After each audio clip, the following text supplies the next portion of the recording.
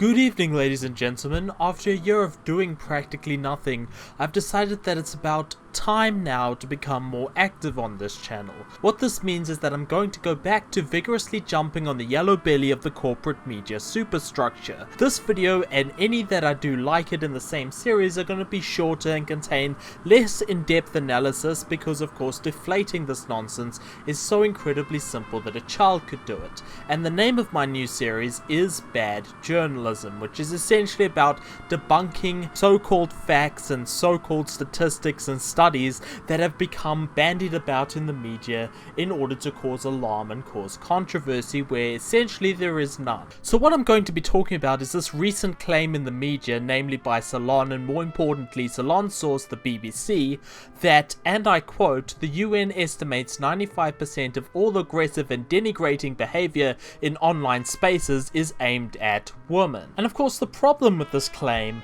is that it is highly suspect at best and is being treated with undue weight by the media. So what I'm here to do is to look at where this claim comes from and if there's any validity behind it.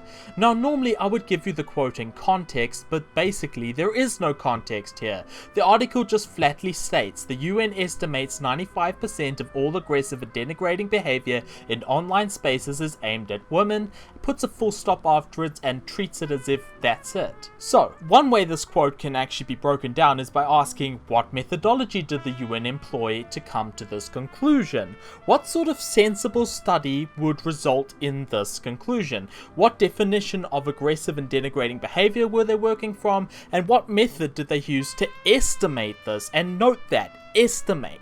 Did they use a linear regression? Did they use a survey? What the hell is their source for this claim? Well, apparently even the BBC journalists didn't know because they didn't actually cite a specific source. And because they didn't provide a source, it is actually very difficult to find where the UN came out with this estimate. One possible source, as speculated by Breitbart Tech, is a thoroughly discredited UN report on cyber violence against women and girls. And if you want to know why that report is so discredited, well, 30% of the citations are missing or duplicates, and the citations that are actually there tend to favor news websites and blogs and things that are clearly biased in the favor of the narrative that the report is trying to spin, instead of empirical studies of harassment online. And I'll get to why this is in a sec. Anyway, is the claim that there's a 95% hatred rate towards women in online spaces anywhere in that report? Well, no, I can't find that 95% figure anywhere.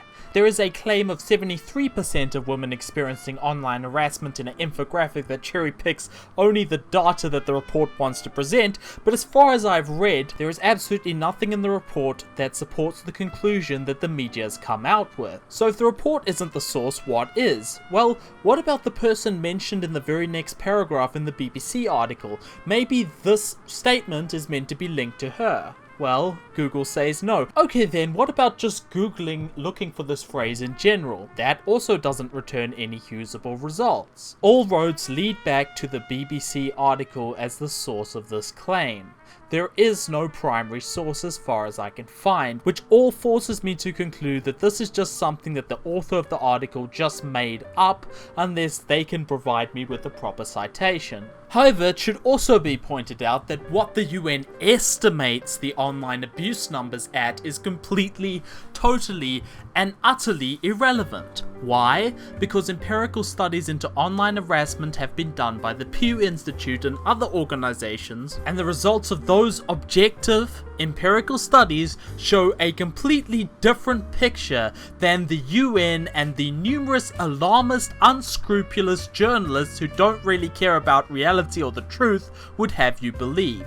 Pew's results show that far from the 95% of online hate being directed at women, internet harassment is a problem that only affects a minority of internet users in total, and that men tend to experience a higher rate in some areas and women tend to experience it at a higher rate in others. And that of course only a very small minority of women tend to fall into this serious aspect of online harassment like stalking and things of this nature.